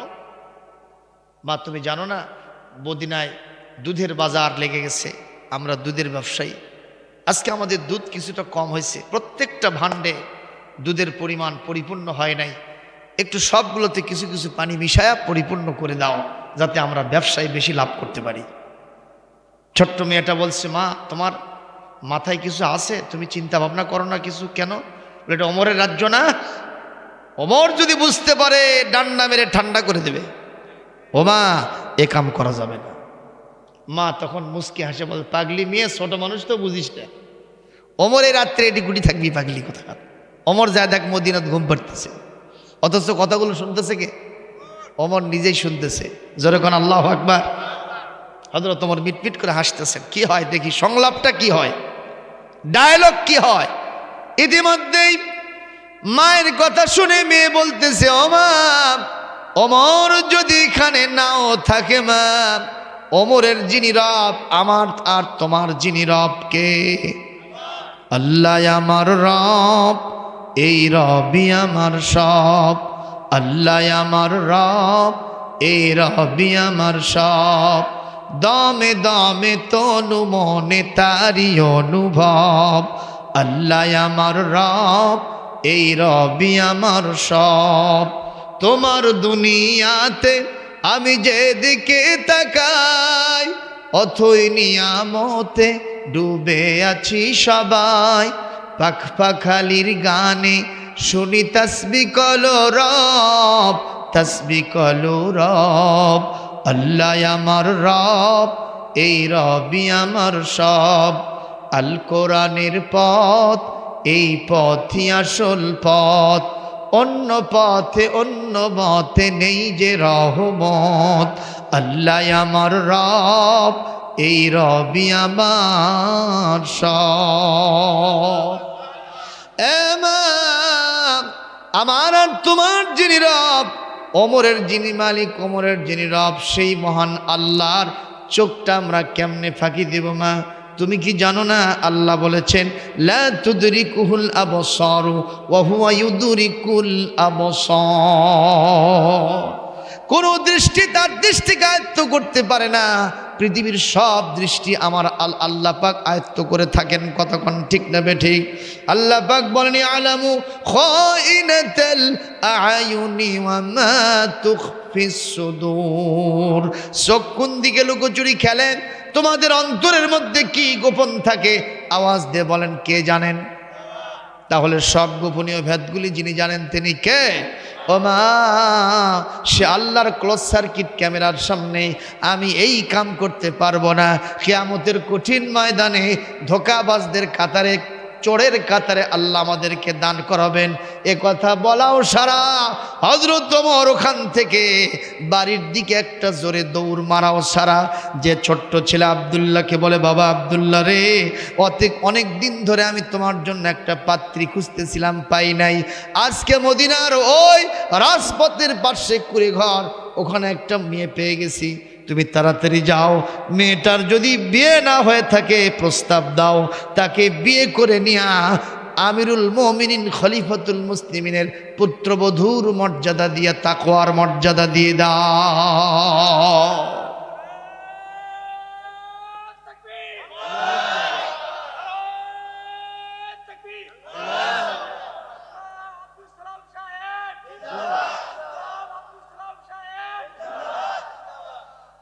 আল্লাহর নবীর স্লোগান বেশি দলে, আব্দুল সালাম কি হবুল্লা সবুল্লা মার্কা বক্তা।